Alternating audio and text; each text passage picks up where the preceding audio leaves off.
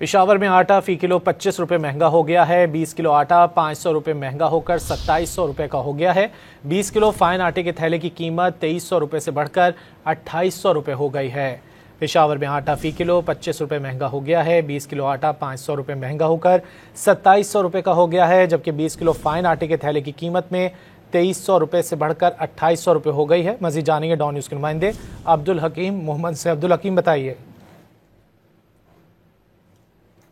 पेशावर समेत खैबर पख्तूनख्वा में आटे की किल्लत का सामना करना पड़ रहा है और आटा जो है मार्केट में गायब हो गया है। और डीजे के मुताबिक जो पंजाब से गंदम और आटे की तस्वीर पर पाबंदी आयद की गई है, तो इस वजह से आटे की कीमत में इजाफा हो गया है और गुज़िश्ता 2 दिनों से आटे की कीमत में 500 रुपये तक का इजाफा कर दिया गया है। जो 20 किलो मिक्स आटे तेले की कीमत है वो 2200 से बढ़कर 2700 रुपये हो गई है, जबकि फाइन आटा 20 किलो तेले की कीमत में वो 2300 से बढ़कर 2800 रुपये हो गई है।